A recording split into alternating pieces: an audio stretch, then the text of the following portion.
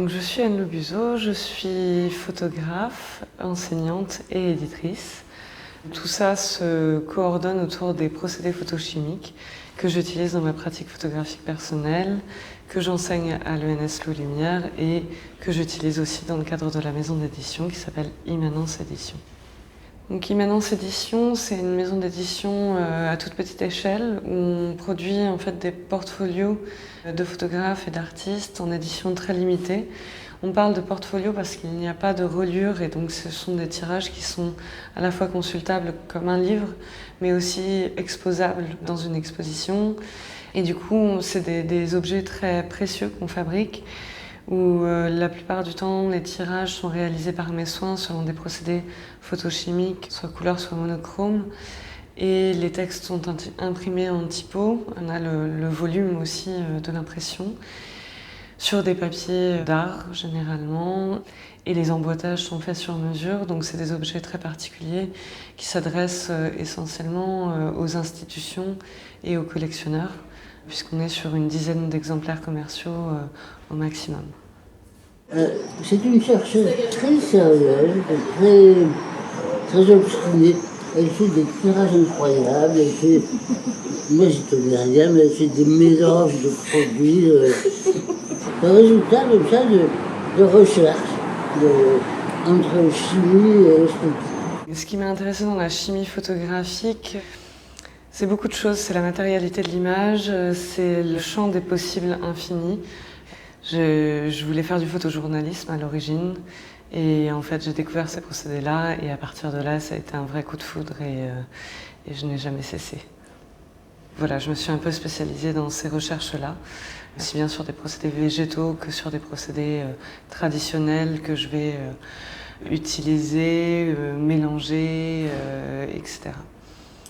Je trouvais assez amusant à Toulouse de mettre en avant une petite histoire entre photographie et science.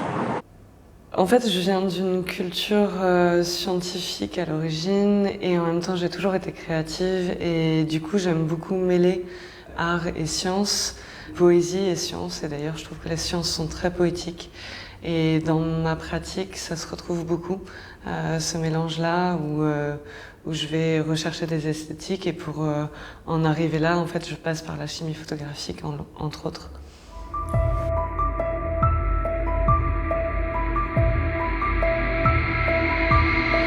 Dans les années 80, avec cette prise en compte de la photographie amateur, de la photographie vernaculaire, de toute une photographie qui avait été ignorée, voire méprisée par les historiens.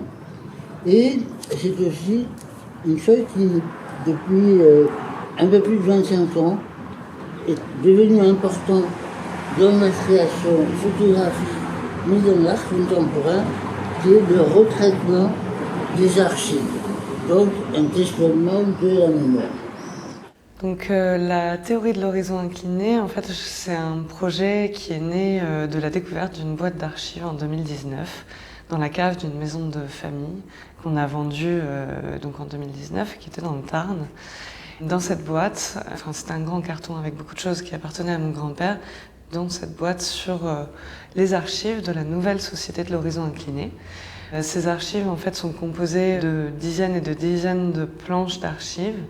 Dans ces archives, chaque planche est constituée d'une photographie ou plusieurs et d'une légende. Donc les légendes sont composées d'une nomenclature, du nom de la personne qui a photographié l'image, d'une date, d'un lieu de prise de vue et du degré d'inclinaison de l'horizon, puisque systématiquement sur chaque image, l'horizon réel de l'image, qui est la plupart du temps incliné, est surligné, et l'horizon théorique, qui est donc l'horizon horizontal, est en pointillé. Et donc il y a un degré d'inclinaison entre les deux, et ce degré d'inclinaison est indiqué dans la légende. Et donc cette masse de photographies, de planches d'archives, m'ont amené à m'interroger sur cette nouvelle Société de l'horizon incliné et sur l'histoire qu'il y avait derrière cette théorie un peu bancale. Et je suis remontée jusqu'au 19e siècle, où la première société donc, est née en 1863, en Grande-Bretagne. C'était la Tilted Horizon Society of Great Britain. Sur cette première société, j'ai pas beaucoup d'informations. J'ai en revanche davantage d'informations sur la Société de l'Horizon Incliné qui a été fondée à Paris en 1881. Et cette société donc, était une société savante qui est née d'une observation très simple.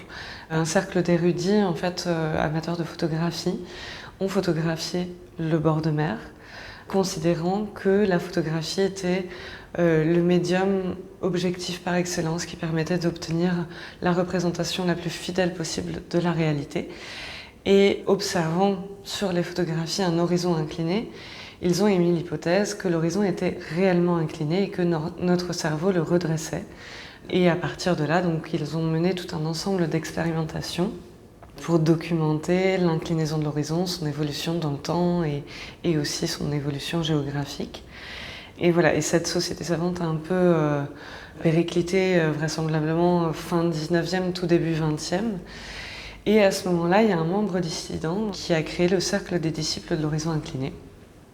C'est la page la plus sombre de l'histoire de la théorie de l'horizon incliné, puisqu'il y a eu une dérive sectaire qui a même mené à un suicide collectif, puisque le cercle des disciples de l'horizon incliné prédisait le renversement complet de l'horizon, et donc la fin du monde, et ils ont préféré en finir avant d'arriver à ça.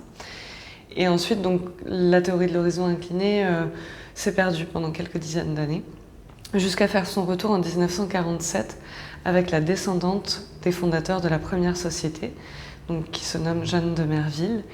Et elle a décidé de rendre hommage à ses grands-parents et à tout le travail qu'ils avaient accompli en créant donc la nouvelle Société de l'Horizon Incliné. Donc j'expose ici une grande partie des archives.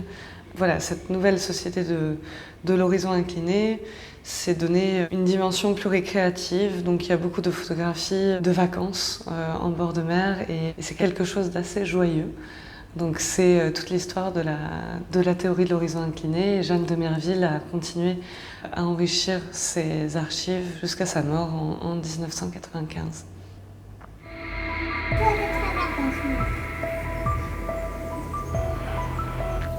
L'horizon était vraiment incliné? La question est ailleurs, vous ne croyez pas? Il y a sans doute d'autres boîtes d'archives conservées ailleurs et j'espère que voilà, ces diffusions permettront de les retrouver et donc de continuer à enrichir le corpus.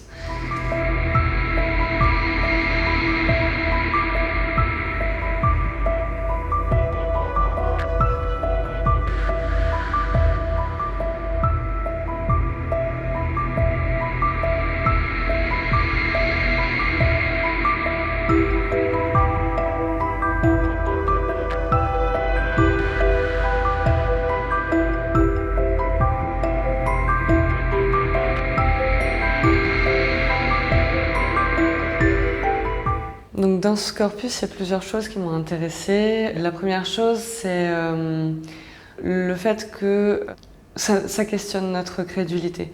Parce que c'est une théorie un peu farfelue, un peu bancale.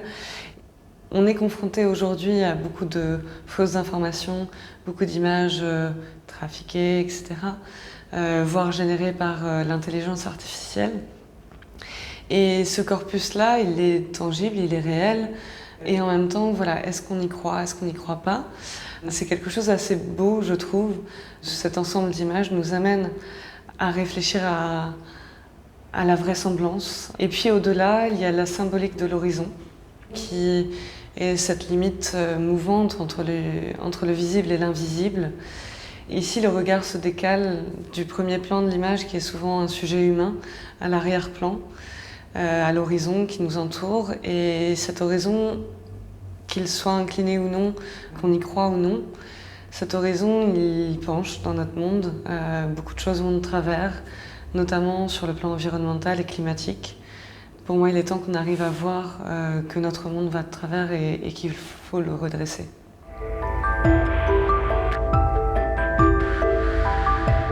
Pour l'avenir, en fait, j'ai beaucoup de projets, dont un gros projet de recherche qui prendra sans doute la forme d'une thèse consacrée à Sir John Herschel, qui est l'un des pionniers de la photographie, qui m'inspire énormément. Donc voilà, je vais faire des recherches sur son travail, ses expérimentations, et puis sur la manière dont on peut les prolonger aujourd'hui.